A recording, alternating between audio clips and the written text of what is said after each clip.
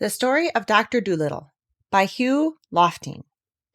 Read aloud by Samantha Dunn. The 16th chapter. Tutu, the listener. Having thanked the sharks again for their kindness, the doctor and his pets set off once more on their journey home in the swift ship with 3 red sails. As they moved out into the open sea, the animals all went downstairs to see what their new boat was like inside, while the doctor leaned on the rail at the back of the ship with a pipe in his mouth, watching the Canary Islands fade away into the blue dusk of the evening. While he was standing there, wondering how the monkeys were getting on, and what his garden would look like when he got back to Puddleby, Dab Dab came tumbling up the stairs, all smiles and full of news. "Doctor," she cried, "this ship of the pirates is simply beautiful. Absolutely.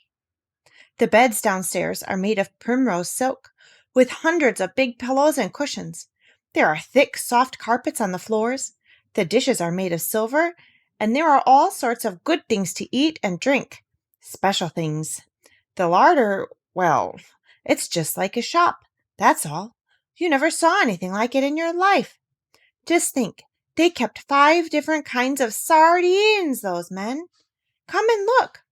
Oh, and we found a little room down there with the door locked, and we're all crazy to get in and see what's inside. Jip says it must be where the pirates kept their treasure, but we can't open the door. Come down and see if you can let us in." So the doctor went downstairs, and he saw that it was indeed a beautiful ship. He found the animals gathered round a little door, all talking at once, trying to guess what was inside. The doctor turned the handle, but it wouldn't open. Then they all started to hunt for the key. They looked under the mat. They looked under all the carpets. They looked in all the cupboards and drawers and lockers, in the big chests in the ship's dining room. They looked everywhere. While they were doing this, they discovered a lot of new and wonderful things that the pirates must have stolen from other ships.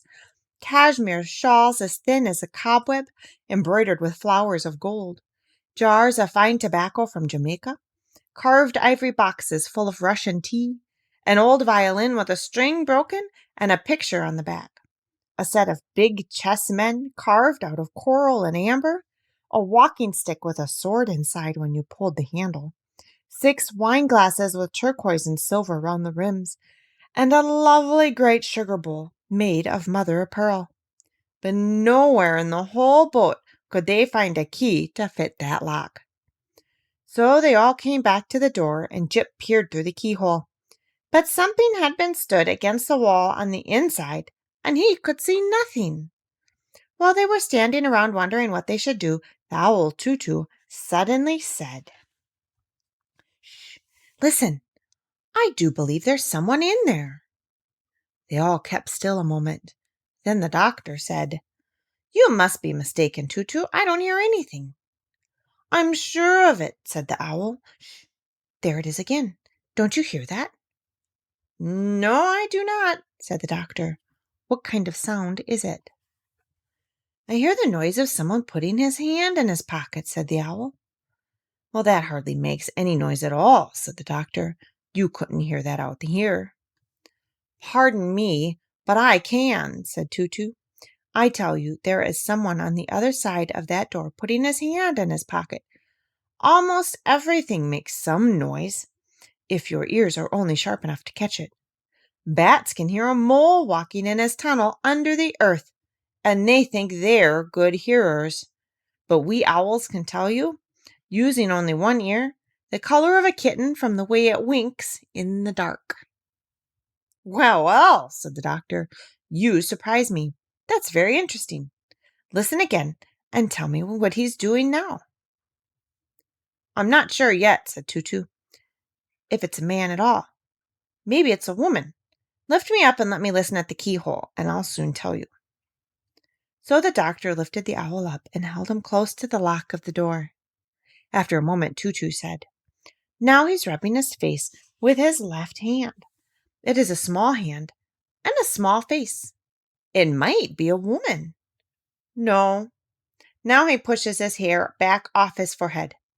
It's a man, all right." "Women sometimes do that," said the doctor. "True," said the owl, "but when they do, Their long hair makes quite a different sound. Make that fidgety pig keep still. Now, all hold your breath a moment so I can listen well. This is very difficult, what I'm doing now, and the pesky door is so thick. Everybody, quite still. Shut your eyes and don't breathe. Tutu leaned down and listened again, very hard and long. At last he looked up into the doctor's face and said, "Well, the man in there is unhappy. He weeps. He is taking care not to blunder or sniffle, lest we should find out that he is crying. But I heard quite distinctly the sound of a tear falling on his sleeve." "How do you know that it wasn't a drop of water falling off the ceiling on him?" asked Gub Gub.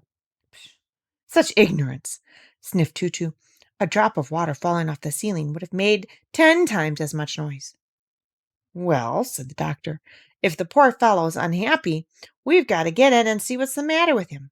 Find me an axe, and I'll chop the door down."